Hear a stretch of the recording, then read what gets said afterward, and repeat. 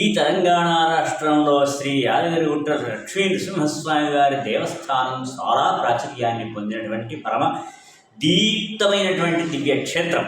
అయితే ఇలాంటి క్షేత్రంలో ఆనవాయితీగా ఎందరెందరో భక్త బృందం ఇచ్చేసి ఈ దేవస్థానం యాజమాన్యం వారిచే నిర్మింపబడినటువంటి కొండ కింద ఆధ్యాత్మిక వీధి పరిధిలో 2 రథమండపాలు నిర్మించబడి ఉన్నాయి.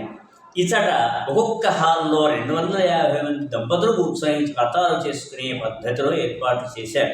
సకల వసతులతో నిర్ణయింపబడి ఉంది. నీటి వసతులే అనుకోండి, నీడ వసతి అనుకోండి, సకల సౌకర్యాలు ఏర్పాటు చేసి ఉన్నారు.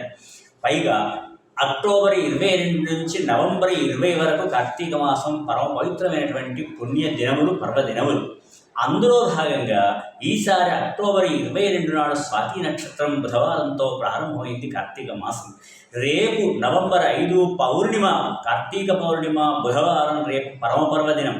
ఎందరెందరో భక్త బృందం వేయించేస్తారు, స్వామివారికి మొక్కుకుంటారు. ఆ మొక్కు తీర్చుకోవడానికి రావడం జరుగుతుంది ఆనవాయితీగా. రేపు ఎందరెందరో భక్త బృందం వస్తారని మేమందరం ఆహ్వానిస్తున్నాం అందరికీ కూడా.